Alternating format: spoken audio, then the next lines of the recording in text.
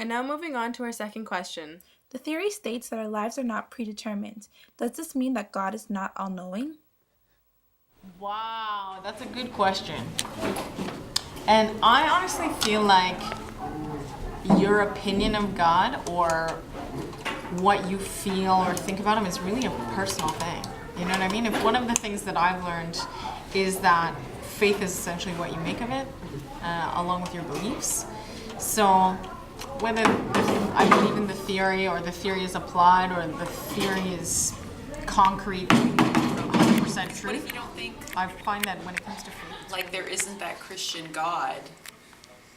So I'm almost going towards that it's like a construct that we've made. Okay. So then God isn't all-knowing. My personal view of God is that he's not an all-knowing entity. He's really there as an influence to make human beings better, right? Because that's why he created free will. And because you can't just believe something and do something unless you are the one choosing it. That's the whole idea of a God and him wanting to teach you lessons and everything. It has to be your decision. It can't be something he forces you. He knows what you're gonna choose, so then he is all-knowing. Because if he gives us the option, then he can predict what's gonna happen in the The question future. of us having free will versus whether God is all-knowing does not actually conflict.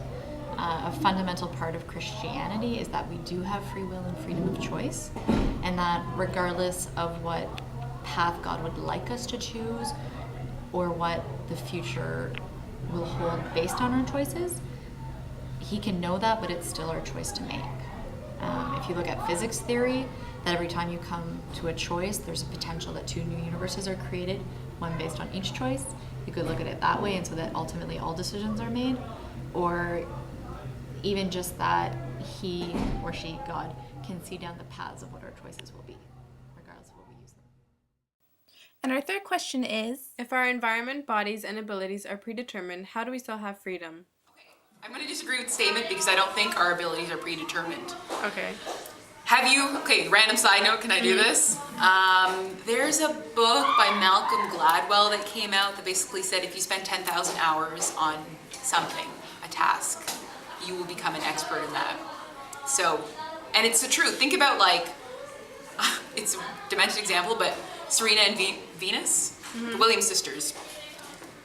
How is it that in the same family there's two top 10, top 20 tennis pros? It doesn't make any sense. And it's that whole idea of the 10,000 hours. So if you can devote yourself to something, then you can develop your abilities. So your abilities aren't predetermined. You could really do anything. You just have to put it okay, so there are predetermined aspects of our lives, that's true. What about our freedom? Well, I'd have to mention the politics for sure, right? We have Charter of Rights and Freedom, so they're defined in that aspect. I don't know, this is like the good old nature versus nurture, controversy here. In terms of freedoms, maybe it's a bit of both. I know I'm copping out, I'm taking the easy way out. But yeah, you're right, some of them are predetermined, but some of them are what you make of it, right? It's a personal thing based on your morals and values. It may be the question of how much do you consider us constricted? So regardless of if a child is born with a genetic disease or not, or whether you're born with whatever genetic predispositions your parents give you, you can have a predisposition towards an addiction like alcoholism. Doesn't mean you're going to become an alcoholic. You still have that choice eventually down the road. You may be born into a poor environment. Lots of people are. Lots of people rise above it. Lots of people don't. And I think inevitably we do all have choices and have freedoms. To a certain extent, yes, they may be constrained. So I guess it asks, how broad do you consider that freedom to be? And now moving on to our fourth question. with freedom comes great responsibility. Would you rather have freedom or have our lives predetermined? And even when you succeed, isn't it better to know I did that all on my own as opposed to, they did that for me?